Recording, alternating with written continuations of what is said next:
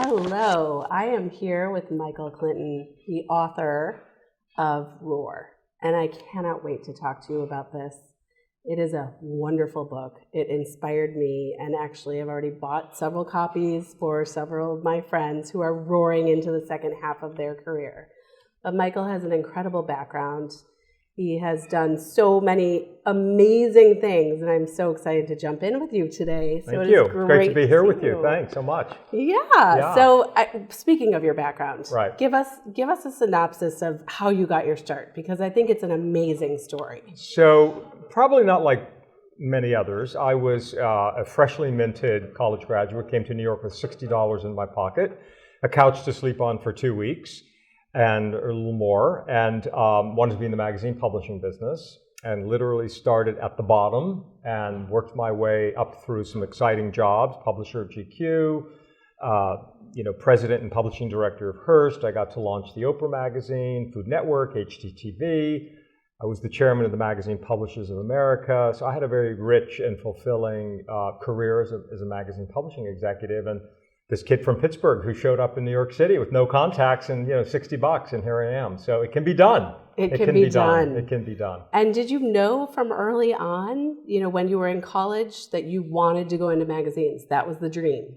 I kind of did. We had no one in the family, any connection, but I worked at the university newspaper, and I was the publisher and learned a bit about it there. And I actually started my career as a journalist. So I studied economics, political science, and started as a journalist. And then ultimately got an MBA and moved into the business side of publishing. And so but I was one of the lucky ones. I kind of knew what I wanted to pursue. Yeah, that's wonderful. Yeah. And my mom is from Pittsburgh as well. That's right. Got not my roots, but her roots from Pittsburgh. Good town, so good people. Good town. Good people. Exactly. And I was a journalist major as well. There you go. Just went into the broadcast journalism side. So very good. Yeah, very good. Fantastic. So that's the quick recap of 42 years. Very quick, I know. So we could go on, but we could go on. How many hours do we have? Yeah, we have a lot of time, right? I could take you year by year. No, I won't do that. Well, during this illustrious career, you decided to write this book, which I just think is so fabulous and so resonates with what we do for a living at MVP. So tell me about the impetus for the book. Well, one of the things that the day is going to come, unless you have your name on the door, where either you're finished in your main career or they're finished with you, and this is just the way the world works. And so, most people don't prepare for it. They say, I'm going to figure it out when I get there, which is never a good solution. Mm-hmm. And I was lucky in that I was able to write my own script. And when I wanted to wrap up, I'm still, a consultant to our company. But I knew I was done with the day-to-day. And so I was thinking about the next. And as I did all my research, it was about a slow slide down. I'm like, wait a minute. This is, you're in your early 60s, you are vibrant, you're interested, you're dynamic, and you say, I don't want to retire, I want to refire, which was my language. So I decided to go on a journey to explore this, and I ultimately interviewed 40 people who have refired in midlife in both jobs and lifestyle and love and relationships. And I also did a national survey that, sort of probed this issue. And so it really was an enlightening thing to see how we are going to really construct a new kind of second half in our lives, that we're going to kind of reject what our parents passed on to us, because we're going to live longer, we're going to be healthier, hopefully, knock on wood, and we're going to be more engaged. So I wanted to sort of build a bit of a roadmap for that with this book. Love it. Yeah. I love it. So you said, write my own script. Yeah. Talk about that, because I think that is such an important point, and it's such a really important point in this book too, that you can do that. You can do that at any time. I think I'll just share a couple of personal stories. When I've always been a lifelong learner, and I was on a lot of nonprofit boards and served on a lot of boards, as many people do. And I decided to go back to school in my 60s to do a master's degree in nonprofit philanthropy at Columbia. So there I am, a 60-something in class, writing papers, taking tests, quizzes, and it was phenomenal. It was phenomenal. And so I mapped out the bridge to lifelong learning through this program, 12 courses. I decided to write this book. I served on a lot of nonprofits. So this notion of a portfolio life where you have a collection of things that you're very engaged and involved in. And most people will tell you, the people I interviewed, you've got to spend a good year or two before the day comes, really thinking about it and how you're going to create that new script. The other thing you have to do is, oftentimes someone gets hit broadside by a company and says, thank you very much, and you're going to wrap your career up in a month or two. So you have to almost build a parallel life as you're in the back end of your career, because if you don't decide, but somebody else decides, you have to have a plan. And also, so many people define themselves by their professional seat, so they get lost. And so that was very much on my own personal mind as well as many others. You've got to build multiple identities for yourself. And let's put husband, wife, parent aside, because that's table stakes. Let's think about who are you as an individual and what is the hat that you wear as an identity aside from the seat you're in.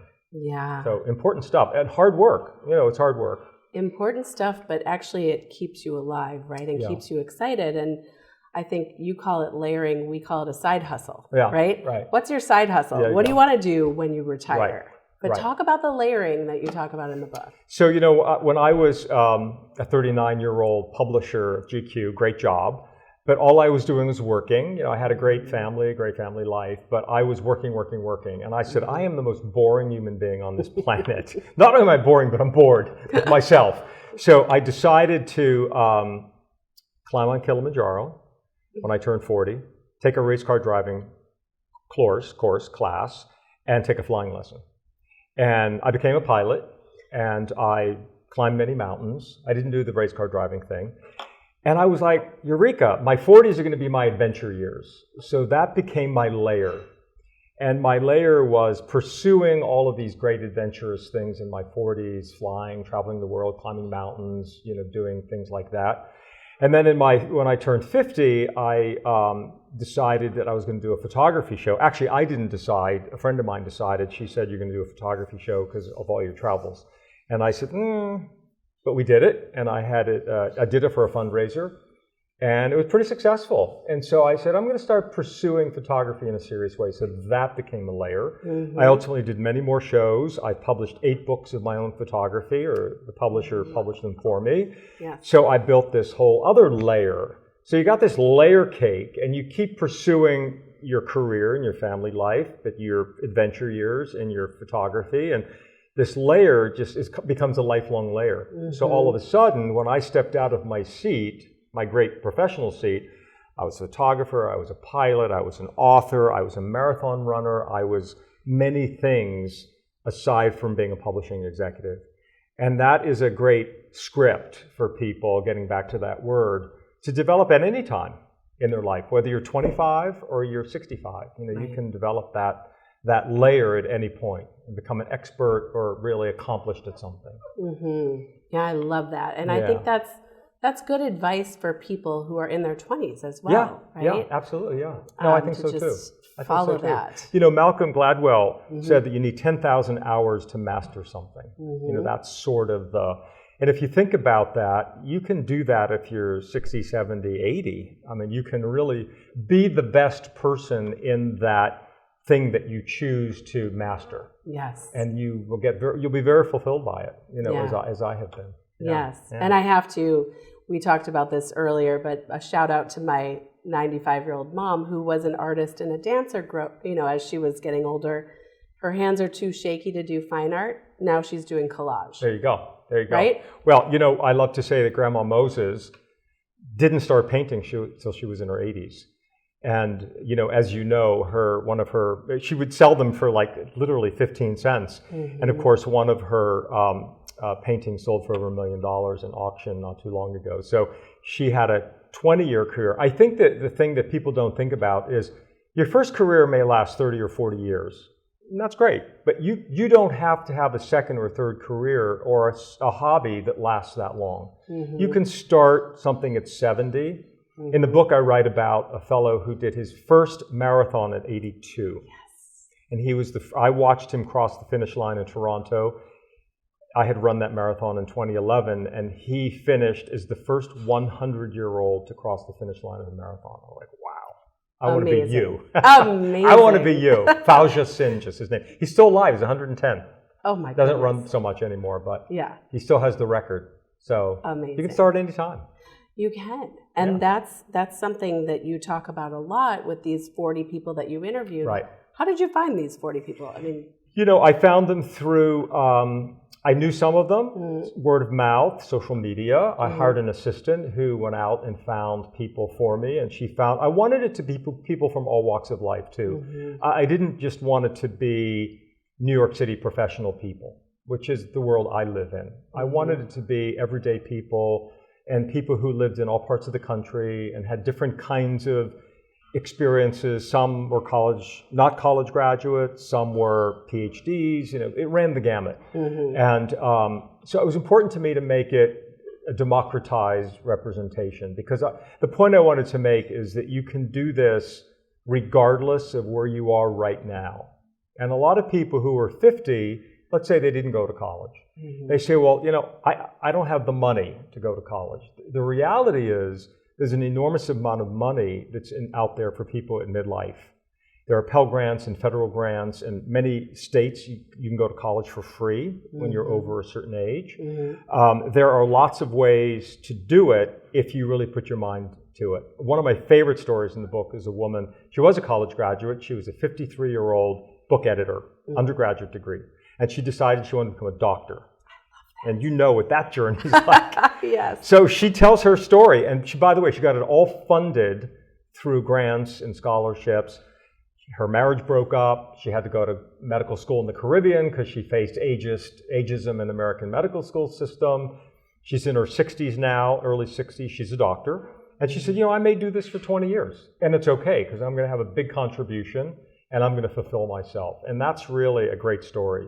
When you think you can't do something at 50-something, that's your own self-imposed ageism and your own self-imposed restriction. It is something we all have to fight. We have to say, just because I'm 65 or 70 or 75 or 80, I'm always looking for the 80-year-olds who are breaking the mold. I'm always looking for the people who are marching forward in ways that are unique and exciting. And there are a lot of them around. And so find those role models, find the people who you can identify as who you want to be. There's a great guy at my company who's on the board of trustees. He's 93. I want to be him at 93. He's amazing. He's an amazing man. And so find those people and engage with them and learn from them and spend time with them, because they're the ones who have already done it and or are doing it. And so pattern yourself after them. That's what I say. The elephant in the room, right? Ageism in America. Right. Big time. Let's talk about that a little bit. Well, it's everywhere. It's in words like ageism, which is a word, or elder, which is a word, or midlife crisis, which is a word. And a lot of it's in our language. Most of it's in our imagery. When you see people 50 plus in marketing and advertising messages, they're kind of walking slowly into the sunset, holding hands, and it's sort of the big end. And there are all these 60-somethings who are tech savvy, buying Teslas, running marathons, taking exotic trips. And those images are what we need to have in our messaging. So there's going to be a reckoning, because the baby boomer who's redefined everything is now smack in the middle of this stage. And they're rejecting a lot of these things, including brand loyalty stuff, because they're changing brands, at 50, 60, 70. And so so all of that leads to self-imposed ageism, which makes people say, I can't do this, I can't do that, I'm too old for this, I'm too old for that. And that is all brought on by ourselves because of the cultural signals we get. And so we have to shake that up. And I think we're hopefully that's what this book is, one of the messages in this book, and the voice in this roar message, is to shake it up. This book is shaking it up. Yeah, there you go. And I will tell you, I love it. Thanks. I mean, once again, I love it, but I love that you are challenging this notion and really showing that 40 is, 50 is the new 40, 60 is the new 50, Actually, 60 is the new 60. Okay. So I'm turning that on its head too, because I'm tired of 60 is the new 40. Okay. So I think, one of the things it's interesting that you say that, and I think it's fair, because when you stop and you say, wait a minute, let's look at the celebrity people. So Jennifer Lopez, right, amazing in her 50s. Lenny Kravitz, right, Sting. Right.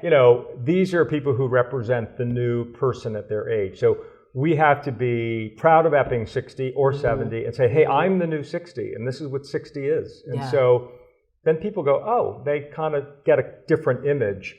When our parents and our grandparents were around, the life expectancy in 1940 was 62. I mean, ish. Right. You basically stopped working, you retired, and you maybe lived a couple more years, and that was about it. Mm-hmm. And what is happening now is if you're healthy and you're 60, you can live to be 90. Mm-hmm. So what are you going to do for 30 years? Yeah. You're not going to just go see the grandkids and play the proverbial golf game every day. You're going to get a little bored after a couple of years maybe of doing that.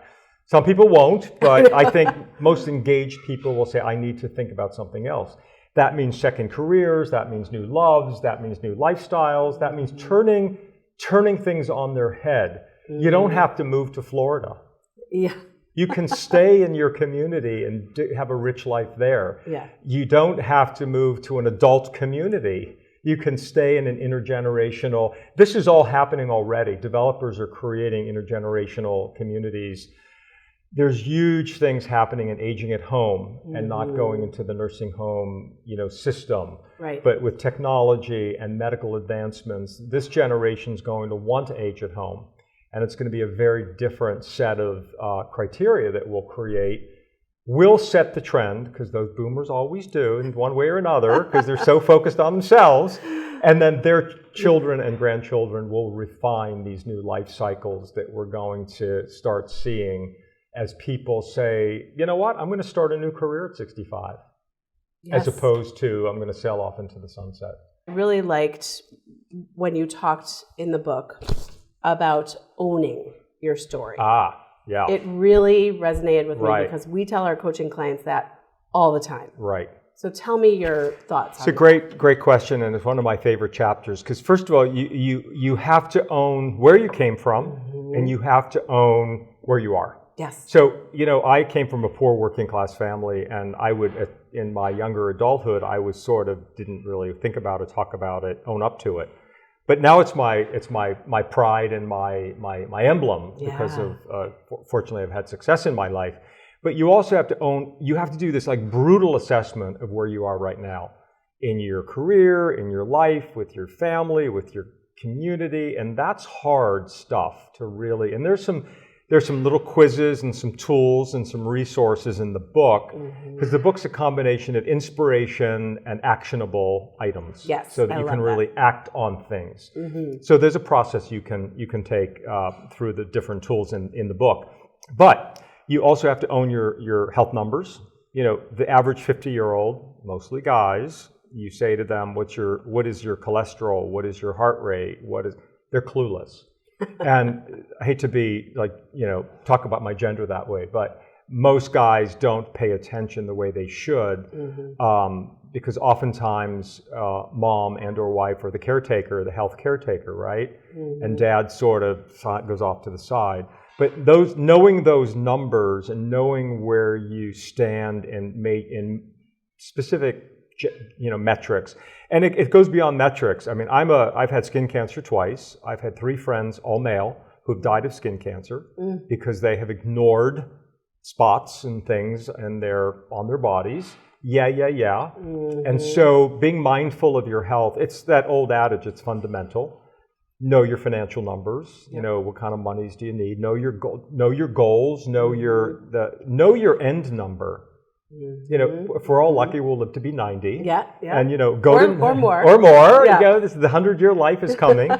Go to 90 plus and work backwards. You know, what have you accomplished? What have you done? What's your contribution? And you got to own the fact that you are going to have a final number. So are you preparing for that in the right way with making sure your family knows what you want, all of your assets, your wills and estate, putting it all in order so that you protect your family and those that you care about, you know, when you go. And a lot of people don't like to face that. It's a bit of a denial factor. Yeah. But the Know Your Numbers chapters in the book, which is the O of ROAR, Own Your Numbers, is all about this stuff. Yes. All about this stuff. And it's really about looking in the mirror and assessing where you are right now. Right now. Right? So you have this beautiful story and owning that story, right? And then being honest about where you are today so that you can write that script for tomorrow. Right? Well said. Well said. I must have read the book. You must have read the book. No, it's so true. But I think it's hard work. I think people like to be in denial. I interview a psychologist in the book who talks about the negative self-talk that people in middle age have because they burden themselves with, well, I failed at that, or I didn't get that promotion, or, you know, that marriage didn't work, or. And we burden ourselves with things that we can't really control anymore. And so we have to figure out how we release ourselves from them and then start where you are now. And, you know, you can do that at any age, at any time. You know, I share in the book my mother, who is an amazing woman, who we lost almost at 89 years old in her sleep peacefully, pre-COVID. As she planned. Exactly, as she planned. But at 64, she asked my father for a divorce after 40 years and raising 6 children. And there was no drama. She just wanted a different kind of life. And the courage for her to do that, for being basically a, you know, working class, middle class woman, she was a kind of a folk hero in her neighborhood because people were like, wait a minute, you're doing that? And she went off and lived for 20 some years, you know, traveling and reading and taking courses, and was very happy in that decision. But she made that assessment in her 60s. And as you probably know, there's a lot of that happening now, just in general, people in their later years saying, well, after 40 and 50 years of marriage, do I really want to stay in this marriage? Some choose to, and some say, I'm going to roar into my next place. And so I think that's another great example. Yes. Yeah. And yes, so once again, ROAR. Talk to us about the acronym and what that means. So the acronym came on a run that I had in Central Park. I'm a runner, as you know, and I was getting ready to step out of the day-to-day, and I wanted to kind of give a last lecture to my team, about 180 management people. And I came up with this concept called ROAR, and it was literally a 16-minute speech before we got into the meeting. And it just resonated with people. And I said, there's something here. And so it's an acronym that stands for Reimagine Yourself. What's your favorite future? And doing that work. Love that question. Not a great line. What's your favorite future? O is owning it and all the things we talked about. A is the action plan. And what is the action plan? And here are examples, and here are people who did it, and here are the tools. And the R is reassessing your relationships, because the people around you are the ones who are going to facilitate your ability.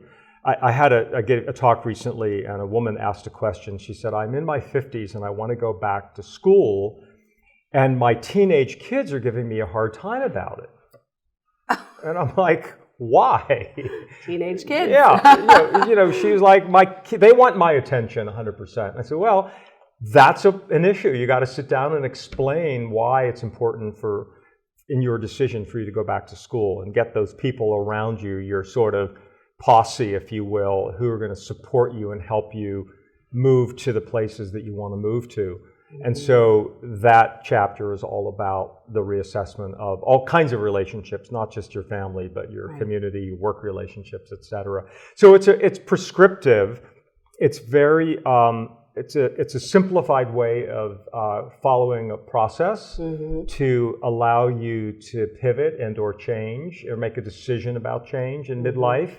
And so that's what the ROAR acronym is all about. Yeah, it's amazing. And you said something that really resonates. It's about surrounding yourself with people that are going to lift you up and support you in this ROAR. Right? And this goal. And it's funny, I've talked to many women who were stay-at-home moms who want to go back to work, and that's the worry, right? What about my family? And I always say, you are now going to give your kids a strong example of a strong woman. Absolutely. So this, what you do into that second half is giving it's leaving that legacy that you talk about. Yeah. Talk to me more about legacy. Yeah.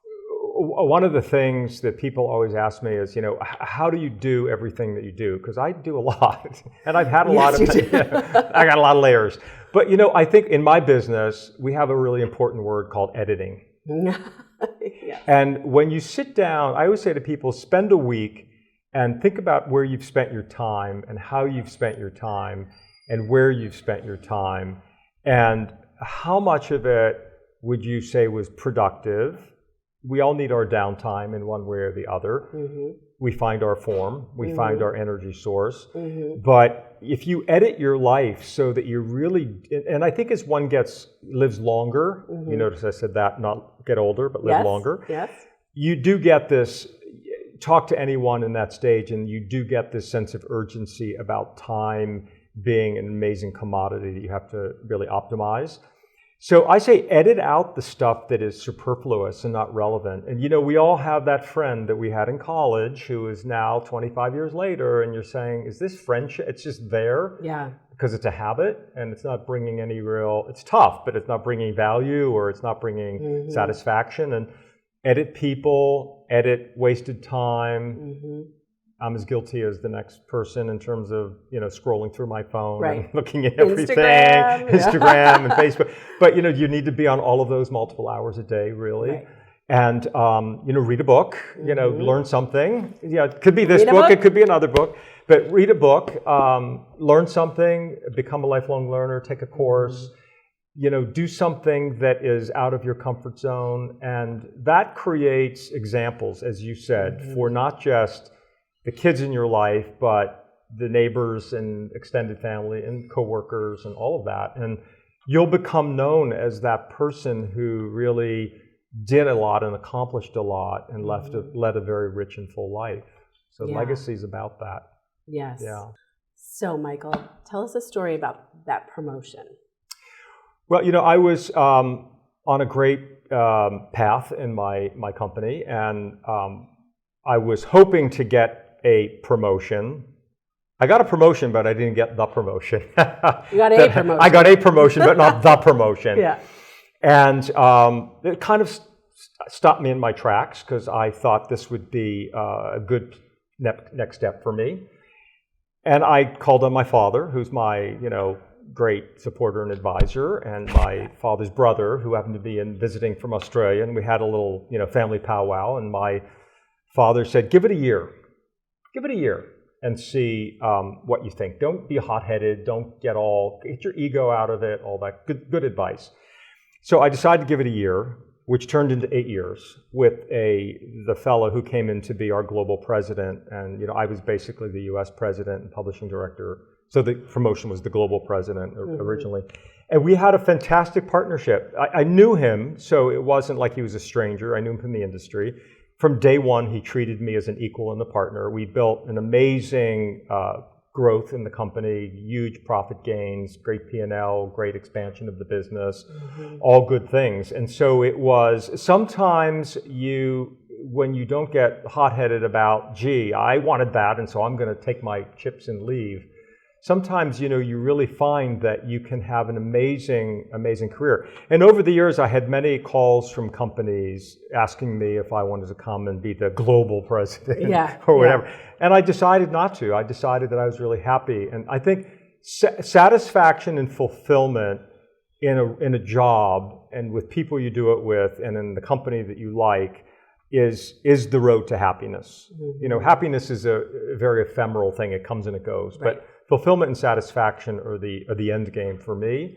So we had a great partnership. We were named the executive team of the year in all of media, and it was a great partnership, and we're great friends to this day. There's a lot about reinventing yourself, and a lot about kind of just looking at where you want to go from here. Yeah. Some people followed a very traditional path because they thought they had to. I know you have a few stories in there. Tell us about that. Yeah, I think, some people were lucky that they found what they wanted to do. Other people left things on the shelf when they were 20. I always say to people, go back to your younger self and find what you left on the shelf and re-engage with it, right? We asked that too. Yeah, because, you know the story of the person who wanted to be an anthropologist but was talked into being an accountant by their parents because it was practical. There's a story in the book of a guy who, when he was in his college, his father said, I'll only pay for college if you study business. And he wanted to be a social worker.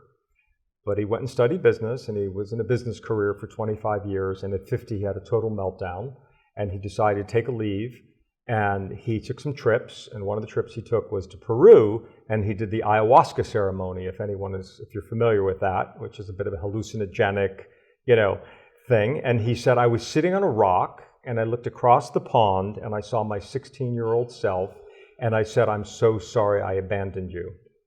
And he said he just wept. I'm about to weep. Right. And he came back, and he quit his job, and he moved into the social justice space, and he's now been doing this.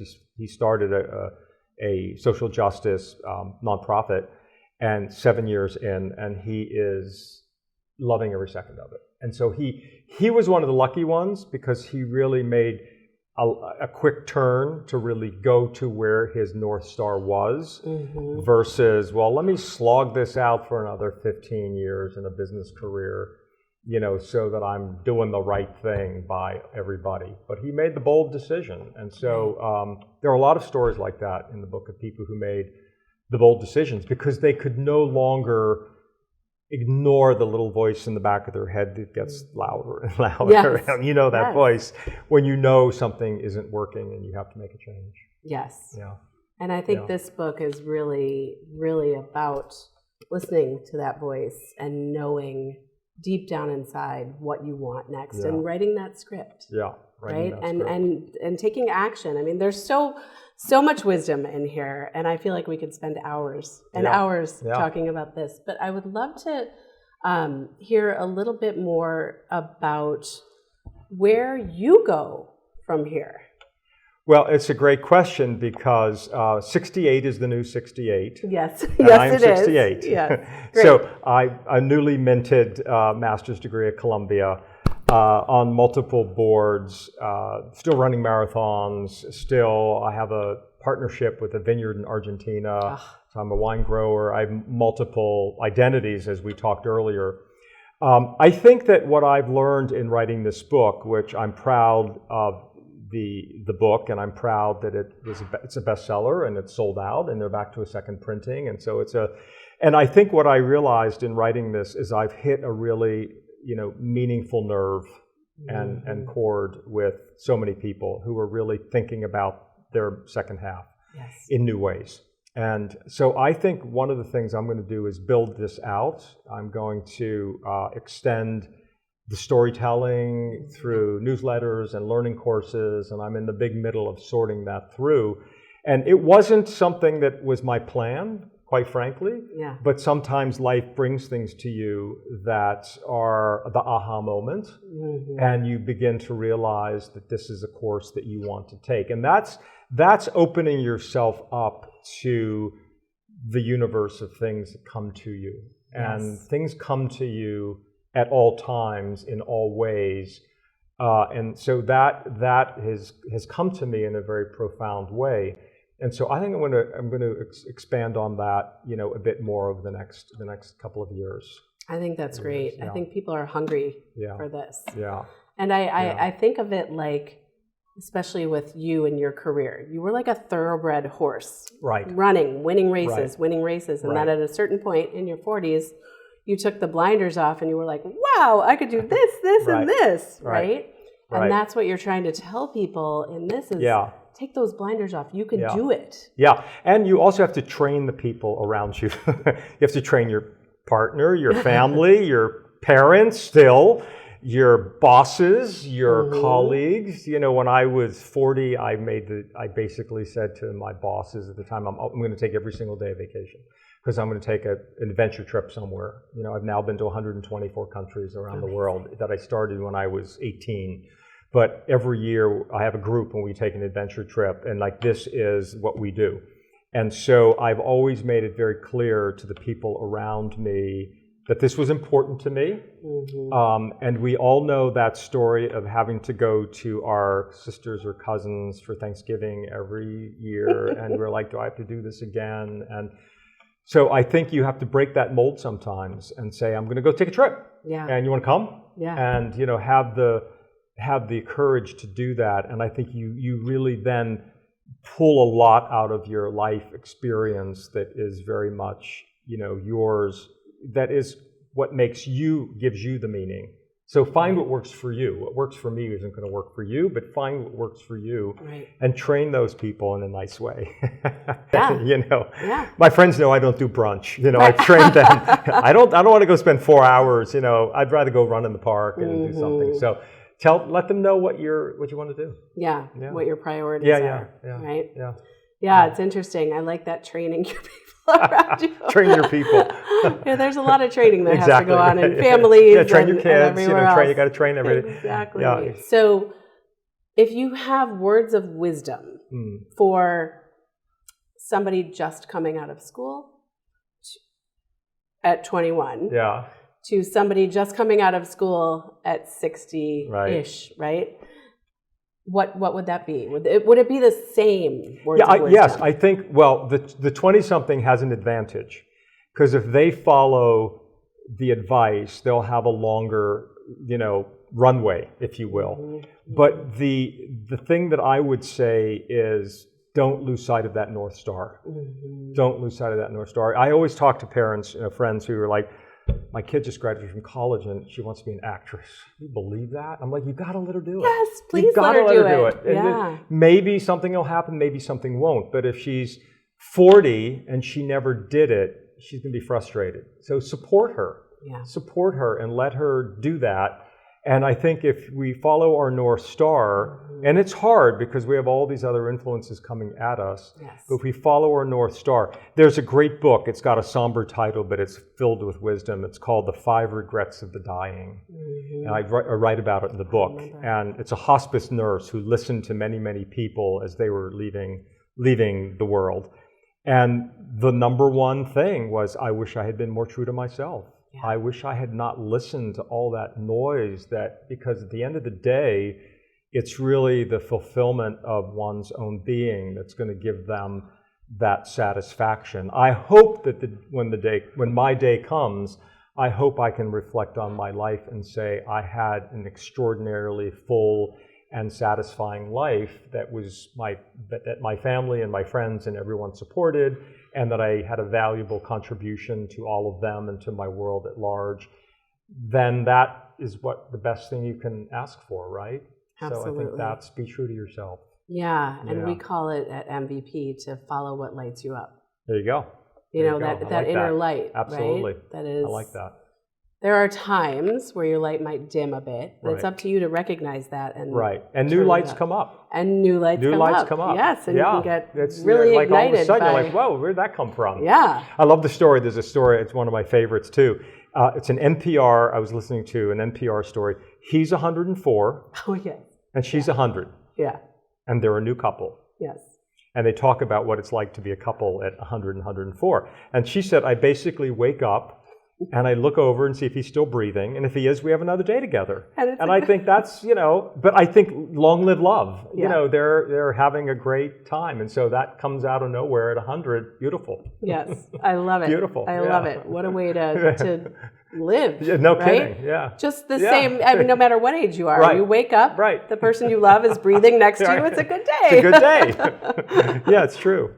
Once again, this is an amazing book, but what about the timing of a book post-COVID, right? The timing is, I wish I could say that I was as smart as to have planned it, because I really started writing it before COVID hit.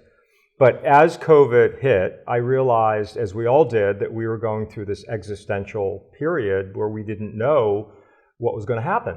And so it made us very introspective about, am I doing the right thing work-wise? Am in the right relationships? Am I living in the right place? I mean, all these things that have been we had time to think, and I think in the next year or two there's going to be a lot of stuff shooting out of the cannon, because I think it's happening already with the Great Resignation, but I think that people are saying, I've spent a year now thinking about this and I'm going to make some radical changes. And so the timing ended up being very fortuitous, because I think of the collective experience that we all had. So, and I'm definitely seeing that and feeling that as I go around the country on different book tours and things like that. Well, anyone who reads this is lucky to, to be able to see the insight that you have, the years of experience. I do want to ask you, in business, we talk about SWOT analysis all the time. Right. But you actually put it into a life situation.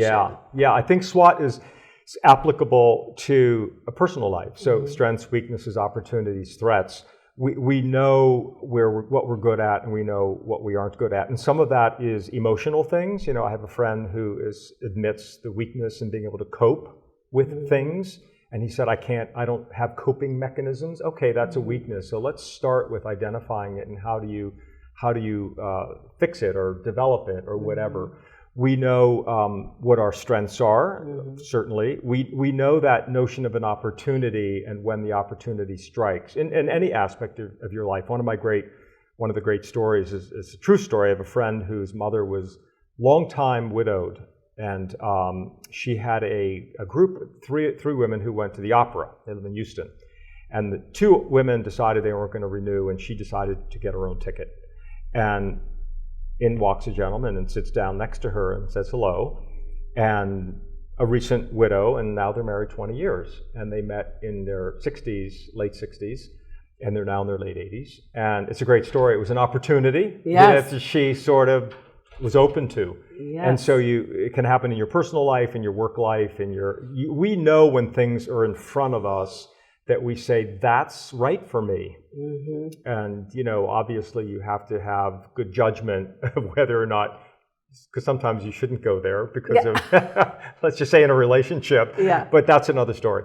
But we do know the things that, are personal SWOT. And so I like to use that. I use that all the time for myself. Yeah. I mean, it's great. And another thing that you mentioned in the book, which I really loved, so we use a tool that's in the public domain called Strength Finders. Right. I love it. Right. And I love when you talked about looking at your weakness and turning it inside out. Yeah. And maybe potentially even turning it into a strength. Right, in the next chapter. Yeah. Some people think that they have a weakness and it is really a strength. And so some of that might be, I've met people who have enormous fundraising capabilities. And I was saying, wow, you would have an enormously successful sales career if you wanted that. And this particular one said, what do you mean? I don't know anything about sales. And I said, I think you're pretty darn good. You just raised a few $1 million. So that's another form of it. She was viewing that what she had was a weakness, which was really her strength. And so I think that happens all the time. One of the exercises in the book, too, to self-identify is, and I did this, ask 12 individuals in your life, don't tell them that you're asking each one, to give you five things that describe you, and see what you get back. And oftentimes, if it's not in sync with what you think, then you got to do some self-analysis. And so I did it with 12 family members and friends, and what came back for me, number one, was 9 out of 12 said generous. I view myself as a very generous person in all definitions of generous. So I was like, check. But if someone says, I'm the most empathetic person I know, and your friends say, you are the least empathetic, that's a disconnect. So, go through that exercise with your close-ins and ask them to identify you in 5 different ways. And you'd be surprised what you may get or not get. So it's one of the little fun quizzes in the book. I love it. Yeah. And then talk to me, just one more thing, and I think I maybe even might know part of the answer to this. But if money was not an issue, what would you be doing? Wow. Well, I chose a career that was not one that was supposed to bring you financial reward. Starting as a journalist and being in publishing. It's not investment banking. Right. It turned out that I had a very successful, financially successful career. And so that was a wonderful gift. But I can say I was passionate about what I did every single day of my life. And what a great combo to get a great paycheck on top of being passionate, right? Yes. So I would say that if all of that was erased, and if I go back and say, what else would I really have wanted to do and or be? I think it would be to be a writer, to be an author, to write books. Yeah, I know it. And to write books and to be a thinker and to be someone who did the research and brought ideas to people. And, this book is not about what I think. This book is about what 40 people think and what the survey thinks and what a lot of other people who were interviewed think. And so I'm the vessel, and I tell some of my own stories, obviously, but it's really shaping a thesis. And I think that's really how I enjoy, I've always enjoyed. And so that would probably be it. Either that or being the anchor of ABC Evening News. My friend David Muir, I always say to him, you've got the job that I really wanted. Yeah. So maybe you guys could flip-flop. Well, yeah, no, but he's doing a great job. Well, thank you for being the vessel. I mean, Michael Clinton brought this together, and your words, other people's stories, but your wisdom is in this book, and it is brilliant. Thank you. And I love it. Thank you. So thank you for being with us. Great to be with you. Thank you so much. Thank you. Okay.